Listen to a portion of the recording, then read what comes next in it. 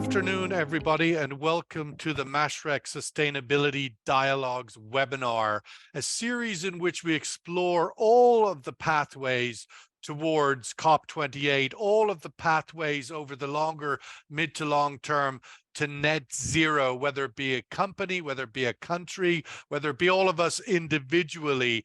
How do we get there? And there's no more important path, no more important stakeholder, one might say, than the next generation. And on today's webinar, we're going to tackle the question of how can younger generations help promote sustainable behaviors. No doubt, if we don't have Generation Z, Generation X, Generation Y, baby boomers, the whole lot of us on board the train, we're only as good as our weakest link. And that is what we're going to look at this afternoon. And I'm delighted to be joined by a really robust group of academic leaders across the world, and most notably here in the region. And I'm going to kick off by inviting Asha Alexander, the Principal and Executive Leader for Climate Change at GEMS Education. And it's a good place to start because, of course, GEMS is the largest private school network in the UAE, with thousands of children being educated in their schools every day. And so a very good voice and a very useful insight from Asha to give her opening thoughts on the theme of today's webinar. Again, how can younger generations help promote sustainable behaviors? Asha. Good afternoon, everyone. I think youth are particularly positioned to add to the narrative of climate change, and it's time we brought them in center stage. It's come at a very important time as Dubai is hosting COP28. Because children and young people are naturally prone to ask questions, and they are capable of exposing biases and challenging power structures because that's the way they are wired. So they are capable of creating change if we invite them onto platforms and give them voice and opportunity. So I think as GEMS Education, we've already begun this change in our schools by embedding climate literacy, and have opened hub schools for sustainability across the world in Italy, in Indonesia, Malawi, and India, to name a few countries. Because I think it's not only about youth in this region, but marginalized youth across the world who should come forward and become the change that we wish to see. Asha, just follow up quickly and get your definition of climate literacy, if indeed that is your focal point, the spear in your sword, if you like. What does that define for you?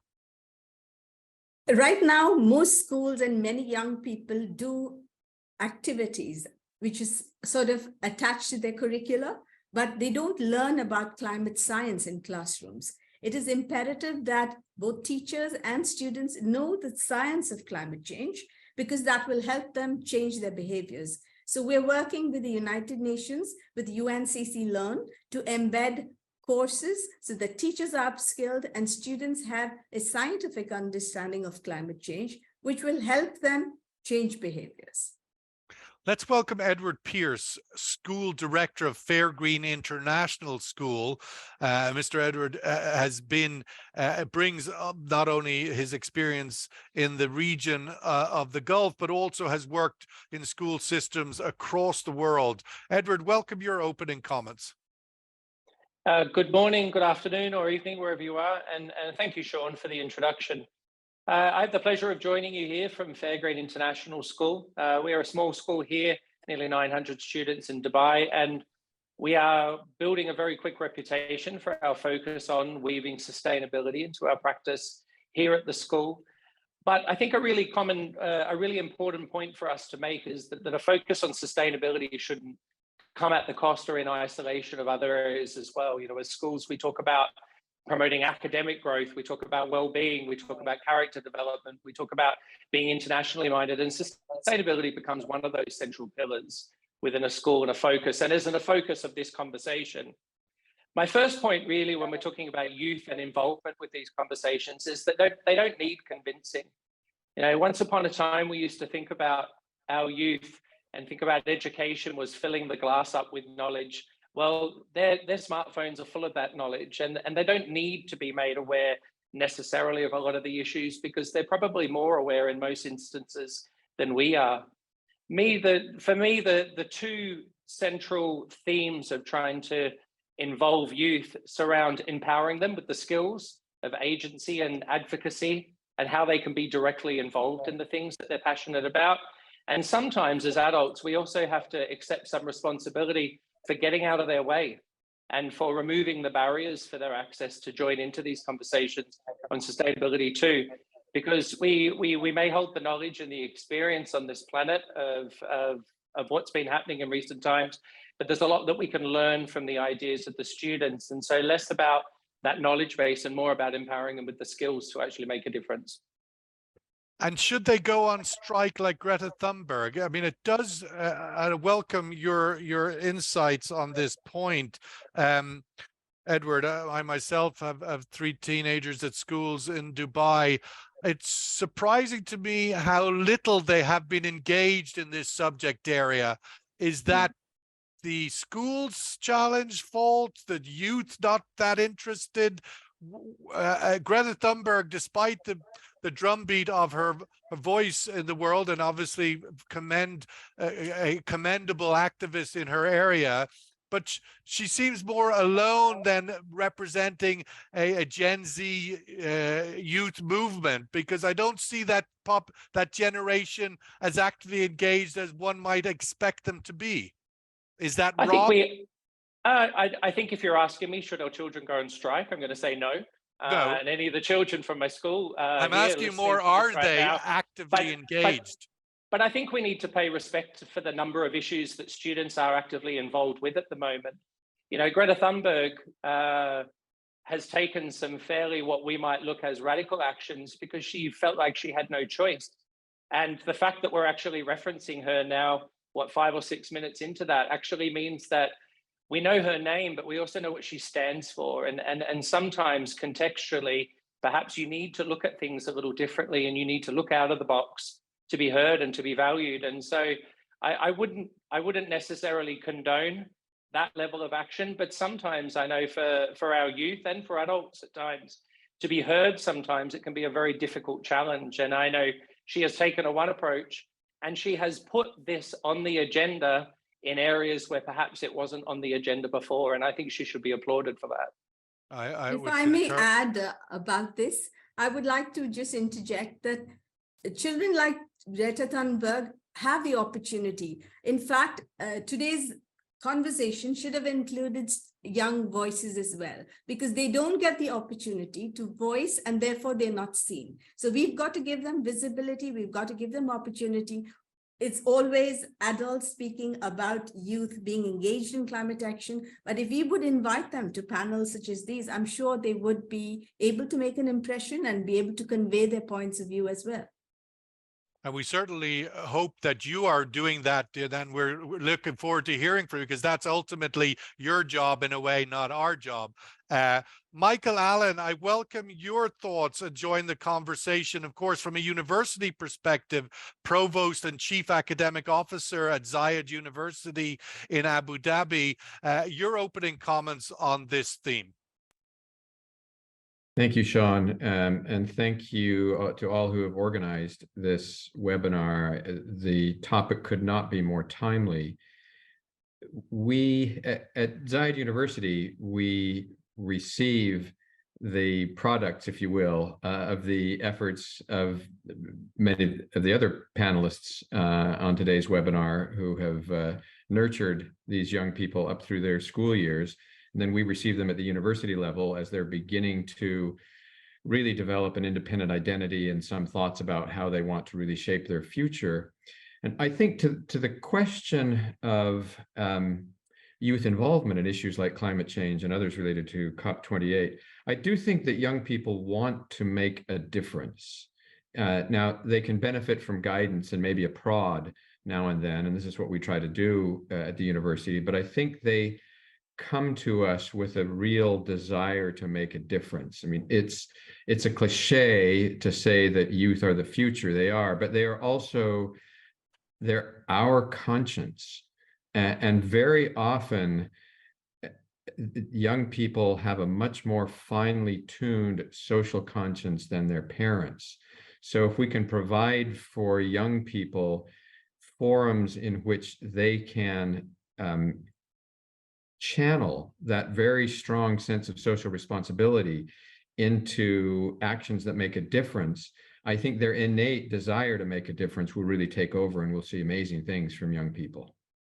Michael, just to follow up with you, I mean, ultimately the journey that Asha and Edward are navigating teenagers through and making them educated and responsible young citizens on all fronts, and educated in from the study of chemistry to everything else. But in the context of the university environment, how do you see that evolution in principle from your role, from the university's role? I mean, we are seeing a surprisingly lack of degrees in sustainability, the alignment between academia and industry. And so when you take the enlightenment that Edward and Asha have instilled in their young people, going to university, oh yes, I want to study sustainability, and there is no course, or there is a lack thereof. Where is the third level responsibility to convert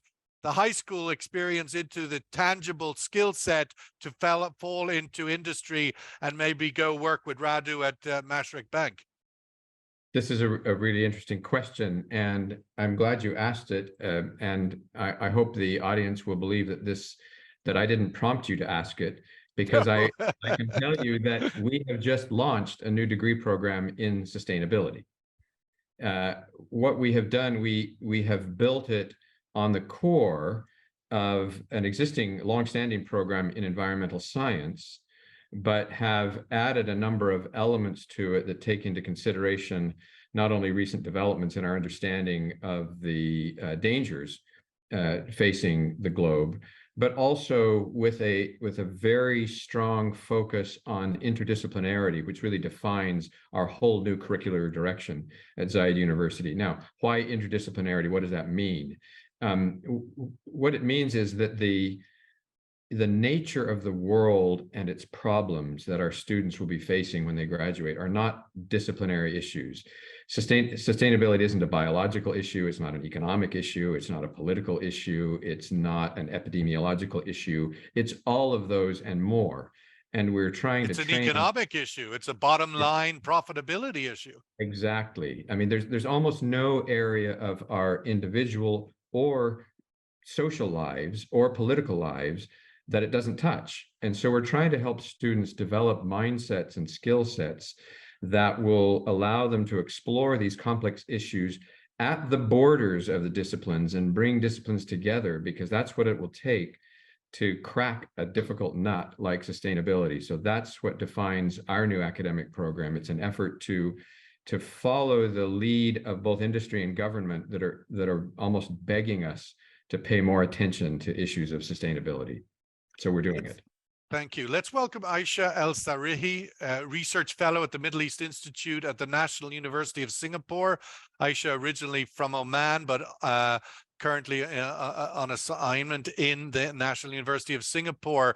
And her areas of research include political economy and environmental sustainability. So can clearly speak to this topic, and looks pretty youthful as well, so that probably gives us a closer bridge to the conversation. But Aisha, the theme ultimately, and just to remind ourselves, is how can younger generations help promote sustainable behaviors? If you could speak a little bit to your research, but also to the cultural aspect of sustainability being adopted in the Gulf, in the Middle East region. We had COP27 in Egypt last year, now COP28 coming to the UAE.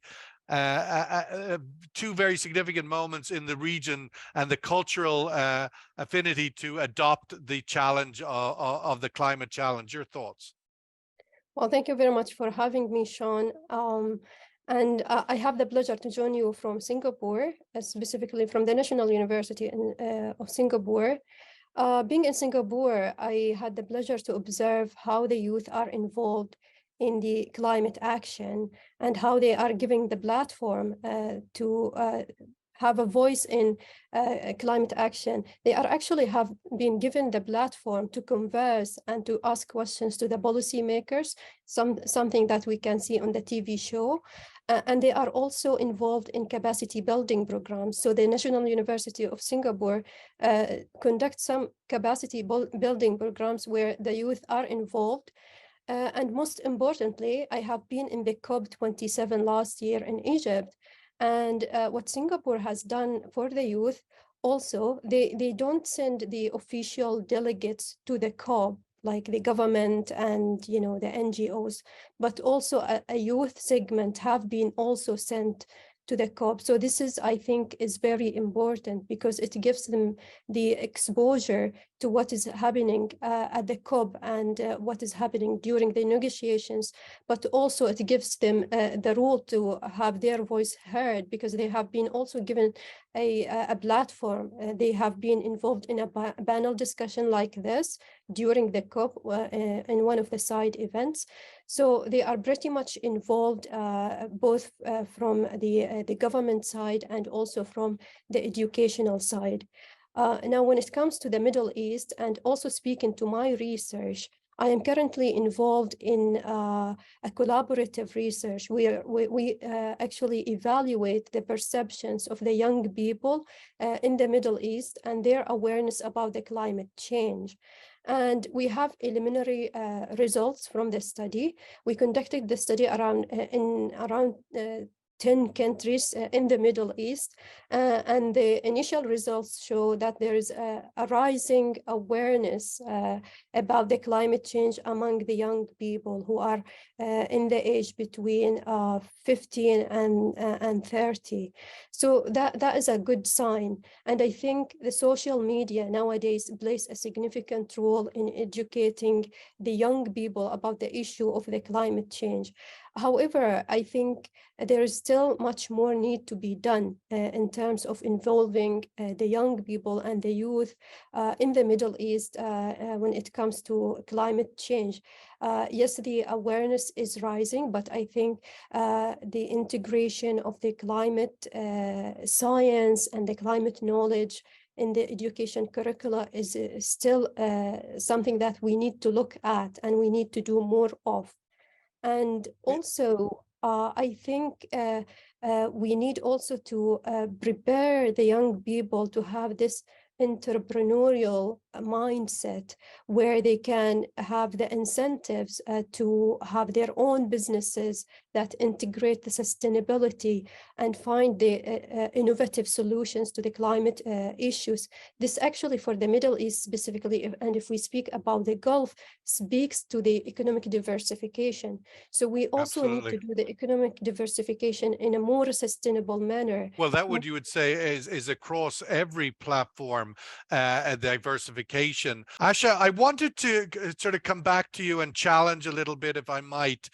My daughter, I'll be personal on this, was head girl at Jess Dubai this year, and she developed a program called Climate Pen Pal, which incorporated engaging schools and students across Dubai in the, as it says, Pen Pal dialogue around the climate challenge.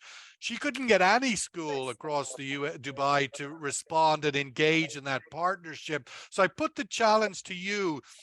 Is the schools waiting, as quite often can be the habit in this region, for top-down direction and not sufficiently taking the initiative from the ground up? And as a result, the youth are not sufficiently engaged, and that may not be unique to here, but everywhere.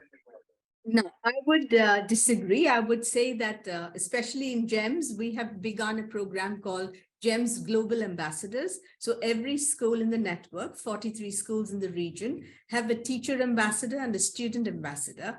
And the mandate is not only to increase awareness among their peers, but work with schools in the local community and in the global community. Much like what Aisha was saying, we run a program called School Conference of Parties Expo for the last 3 years, which is a virtual event attended by students from all across the world, And I have noticed that when given such platforms, students can debate and discuss climate action quite openly. And sometimes I think, having attended COPs, the children are more sincere about wanting to see an outcome. And if you give them these opportunities, they will tend to think in that direction. So it's a slow process. Some schools are ahead. Some schools are just coming up to track. We had the Ministry of Climate Change and the Ministry of the Education actually embedding climate literacy. They've just begun this program. So most schools are coming forward to partake in embedding climate literacy in their schools. So it's a responsibility. Some people are ahead of the game. Some people are coming on track. But this is something that has already gathered momentum across the UAE. Edward, I mean, what are the challenges from, and again, there's a clear sense that the young people have a great role to play and a great energy to drive into this space. But ultimately, it's about education for all of us. And education for them, and then the structural end, the institutionalization. You know, I have to do English for my IB, I have to do math, but I don't have to do sustainability. I don't have to do climate knowledge. And I'm wondering, Edward, what is the structural hurdle that we need to overcome, particularly international schools, you would say, where we all follow the British system, the American system, the French system, and so forth, and so are quite confined by our ability to structurally adjust an educational system that's aligned with some other place. And I'm wondering, what are the structural hurdles that we need to in order to interdict and present a real stream of education like history, like English, and put sustainability or climate into that same curriculum if we are confined by following some global model? Thank you. I think the actual answer to your question lies in your question yourself, in that the promotion of a sustainable mindset, the promotion of bringing this to the forefront of the conversation with students is not in it being a bolt-on or an additional subject that is introduced within our schools. It's about weaving it into the fabric of the subjects that are taught. And you talked about geography and history and English and maths and the traditional subjects that are studied in all of our schools.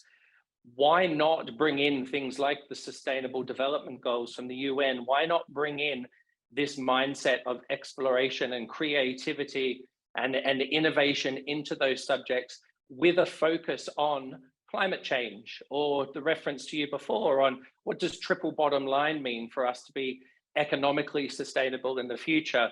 What do sustainable practices look like through a study of literature, through the application of mathematics? And it was interesting what our colleague from Zayed University was talking about there. Michael was talking about the introduction of an interdisciplinary unit there with a focus on sustainability at a university level. As an IB continuum school, that is built into the fabric of the delivery of the program from entry at age 3 all the way through to age 18. And it's really actually delightful to hear that application is available at a tertiary level through the university as well. But it's about it being weaved into the fabric, for lack of a better term, of your programs that you have in school. To get an Eco Schools accreditation, you can turn your lights off, you can reduce your photocopying, you can pledge to use less of this or more of that. But actually to make a sincere difference in this area and to empower the youth, it has to be part of the DNA and fabric of your school. And it has to be found in those subjects. It has to be found in your marketing collateral. It has to be found and present in the events that you hold on a public level. It has to be evident and obvious and powerful in that regard, and not an additional thing that you try and add to all the other bits that you were referring to. Aisha, you were nodding your head there to jump in. What is your immediate comment or reaction? Yes, I just wanted to add that perhaps creating an educational curricula or integrating climate science in the education, it might take time to have all the process approved and, you know, taken place.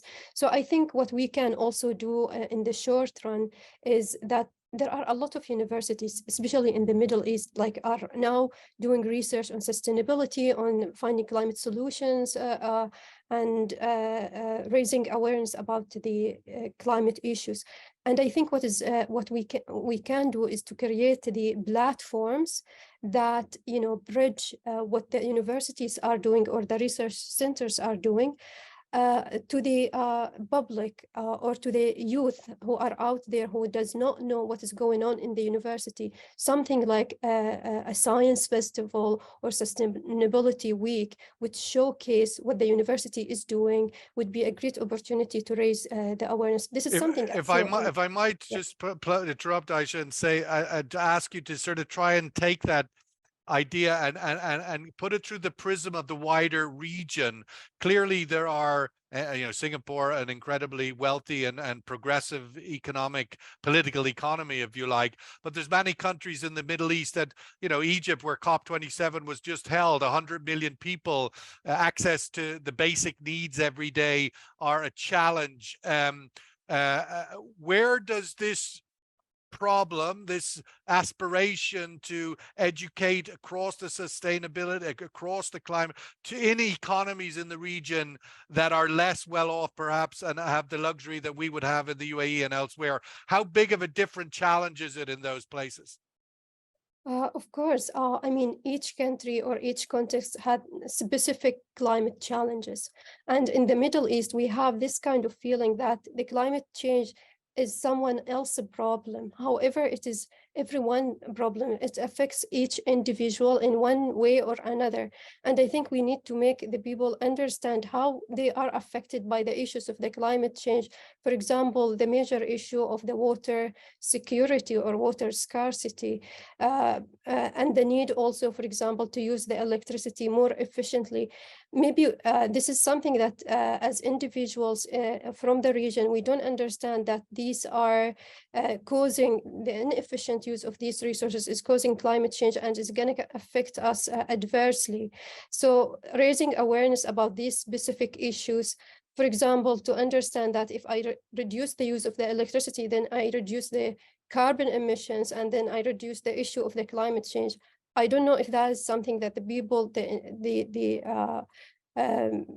the average person would understand. Well, I think it's interesting because in a way, why we don't have the resources, perhaps the luxury in the school system in Cairo or other parts of the region, at the same token, the benefit of committing to sustainability habits and strategies could have the greatest impact in those countries. I was just in Lebanon, which is on 2 hours of electricity a day from the federal government, and now everywhere you go there is solar panels on every roof, and is very quickly being adopted, and the awareness of the opportunity is ringing home. So that's interesting. Michael, I wanted to bring you in to pick up on the piece Edward and Asha are talking on, and coming back into that, that knowledge sort of raw material that comes into Zayed University as you look to put together a degree in sustainability, and it's blended multi-department, or however you structure it. But we hear quite often in our work, we're doing an assignment currently in Oman, for example, helping industry adapt for graduates coming out of university because their education isn't sufficiently aligned with the needs around this subject matter. I'm wondering, from your perspective, the students that are coming into your university, how have you had to tailor your degree program because the high school students aren't sufficiently geared up or prepared for what you're trying to offer? Yeah, this is a very good point. And for our newest program in sustainability, we won't actually know for sure how well aligned this program is to the needs of industry for a couple of years, because we won't graduate our first cohort from this new interdisciplinary program that I talked about and that you referred to. We won't graduate our first cohort for 2 more years. Right. So we'll resume this conversation in a couple of years, and I'll tell you more. But in the meantime, there really is a continuum, isn't there?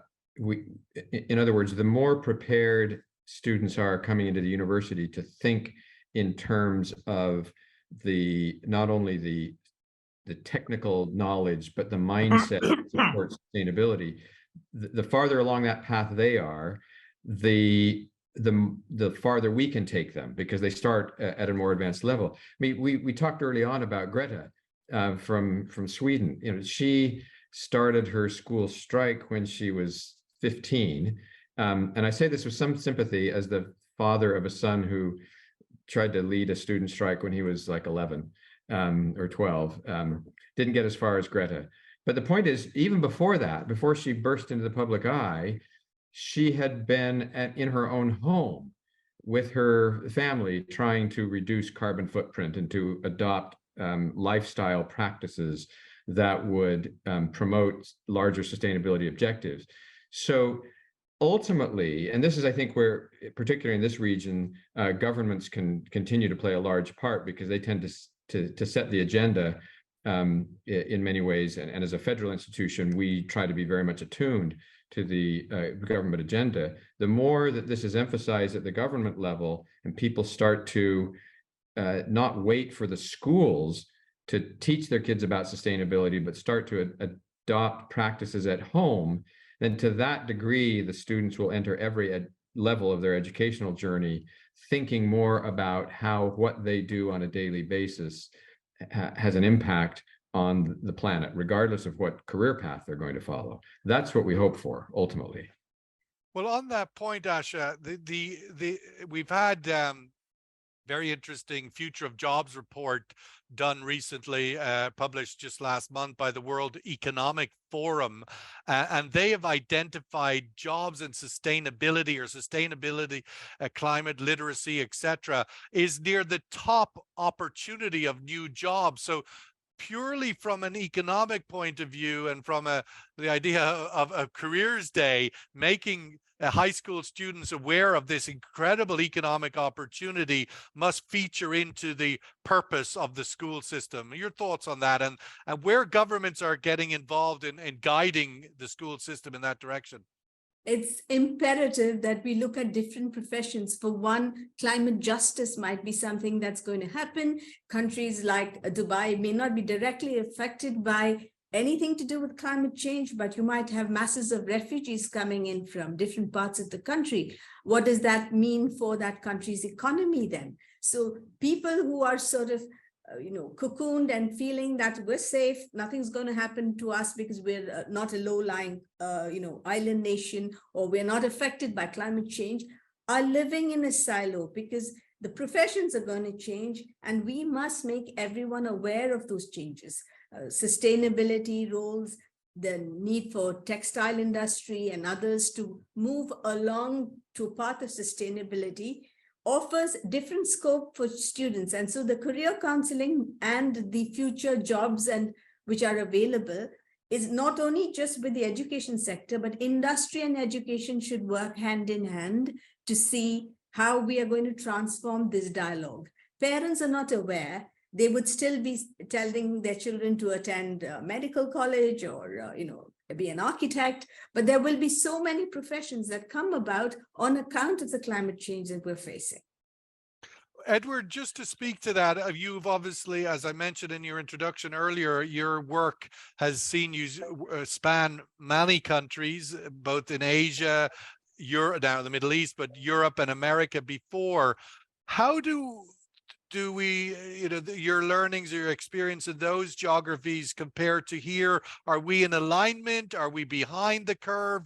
Where's the general sort of arc of progress in your experience globally as compared to here regionally? I think one of the advantages I see of working here is, as a difference to perhaps some of the other contexts I work in, is that things can happen very quickly here. I wouldn't say the lack of bureaucracy, it just looks different here. And I'll give you an example of the working week. We all came to work December in the last week of a term, and we all went to work Sunday to Thursday, and we were told during that week that when we come back to work the following week, we were now going to work Monday to half day Friday, because it was deemed for many reasons to align with the rest of the world. There was the citing of well-being and family time, etc. And there were all sorts of, I don't want to debate that particular topic right now, but we're in a part of the world where change can happen quickly. And COP28 is providing a very interesting framework for very quick change to be insisted upon in schools. You know, I think there are many things. Are we seeing that? Are we seeing that happen? Are we seeing this moment of time being leveraged for that? Yeah, absolutely. You know, as school leaders, we were on a call. It was either last week or the week before with directives that are coming now from the Ministry of Education, stating that all schools need to have a certain level of green certification in the lead up to the COP28 conference. And so all of a sudden, there are different changes that happen at different times in education. Once upon a time, the iPads came in and we all talked about the influence of technology. The support for students of determination as defined in this region became to the forefront. And as schools, it was mandated to have that level of provision within our schools that we're all very much on board with. And now this conversation is coming. And it's a little bit more stick than carrot at the moment. I think that they are leading schools into the position of having to do it. But I think the incentives and the support are already starting to come through at a federal level to actually say, okay, schools, we're expecting you to have this in place. This is what we're going to do to train your support staff. These are the resources we're going to put in place. So if you're asking me the difference of this context to other ones that I've worked in, is that pace of change can happen very quickly. Aisha, given that, and you started your opening comment vis-a-vis the dynamic nature of Singapore and its ability to make changes quickly and adapt, what do you think are the learnings there? And I'm particularly welcome because we're having a collision of transformation coexisting. Is that an opportunity or a challenge, i.e. this could equally be described as the year of artificial intelligence as much as the year of sustainability? The two have come very much to the forefront of our consciousness. Is that a good thing? Is it a bad thing? Can one advance the other? Your thoughts as a closing comment as we're getting to that time. Yes, so being in Singapore, I think Singapore is taking a lead when it comes to the finding the climate solutions and sustainability. They have the net zero target, and they have a lot of initiatives around the renewable energy, the development of the hydrogen, and also being at the National University of Singapore, they are also playing a leading role also in having training programs for the business, for the governments to come and join the university and have a training program in the sustainability. And also they are more of innovation oriented. So they support the innovation in climate solutions. So most recently, there's a hydrogen center that has been established in the university. And there are a lot of incentives for the students to tap in their capabilities to also innovate in terms of the research, and also Singapore is also trying to be leader when it comes to making sure that the supply chain is also integrating the sustainability. So for example, they are trying to decarbonize the maritime sector, because the bunker is a main source of income or the economy, a major sector of the economy for the Singapore. So they are also trying to decarbonize that sector and also to connect with the other players around the supply chain to play a role in that. Another area that they are working on or leading on is the carbon credits as well, because as we know, Singapore and the Southeast Asia is rich in the natural capital in terms of the forests and in terms of the water resources like the rivers. So they are trying also to be leading when it comes to the carbon markets and providing the credits. Here in the National University of Singapore also, most recently there's a program or a research project that has been established to really look at the quality of the carbon credits, because one of the major issues with the carbon credits that is the quality and the credibility of those credits. Yeah, they're always they can be I suppose to use a better word, greenwashed into their immediate relevance. Michael, your closing thoughts on, before we give Radu to sign us off, Michael, your closing thoughts on that same thesis. I mean, how can younger generations help promote sustainable behaviors is a question that is sort of the outcome of this. If they're educated and skilled, then they can be effective. But that synergy within the context of the university and the university student, of the digital revolution, now AI, with the sustainability revolution, if you want to call it that, how is that emerging on the university campus? How is it being leveraged and adopted for a greater impact? This is a really good question, and I would refer back to the future jobs report from the World Economic Forum that you mentioned, Sean. I mean, this report suggests that over the next 5 years, almost a quarter of existing jobs now will be changed in some way, some through growth, some through decline. You know, they estimate that 69 million new jobs will be created over that time. Now, the number that will be eliminated is larger than that, so there's a different problem. But many of those jobs will be in the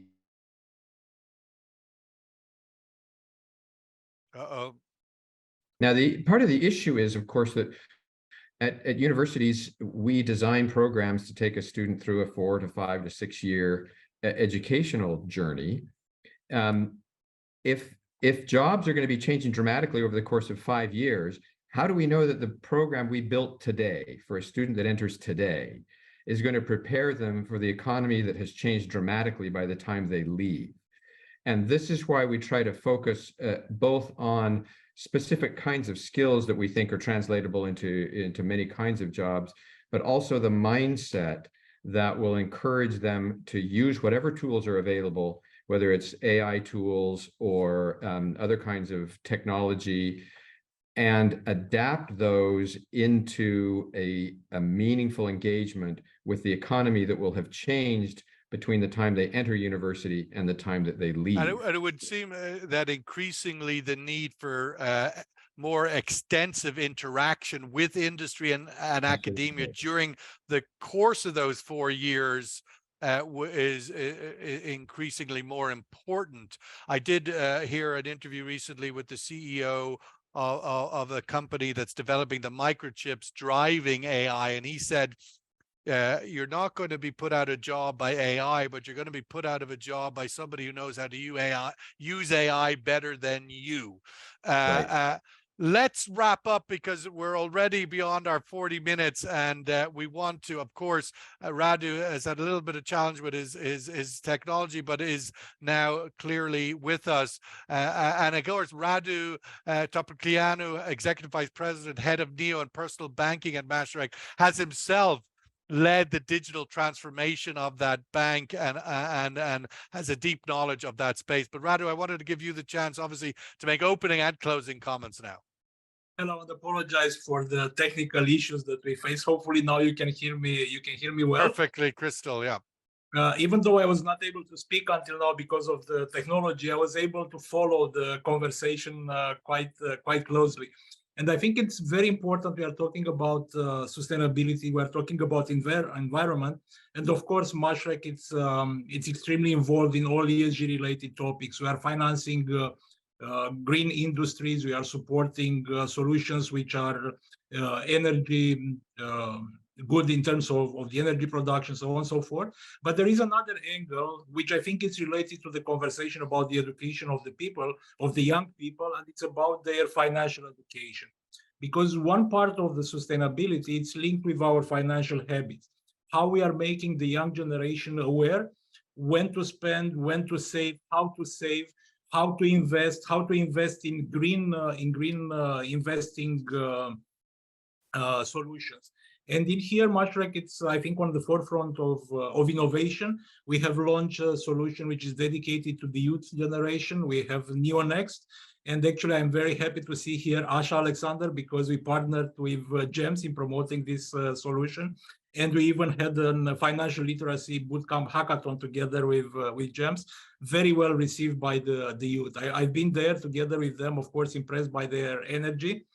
but it was extremely refreshing to see how interested the young people are in developing a financial literacy and understanding how to develop sustainable financial behaviors for the future. So I think here it's where the banks can come into play. From my perspective, of course, again at the corporate level, there is a different conversation. But educating the new generation, especially that they are the ones which are going to enter the workforce very soon. In UAE, for example, we have 2.8 million people below the age of 24. So it's a huge population. And I think we as a bank, Mashreq, we can help in educating them and helping them developing sustainable behaviors.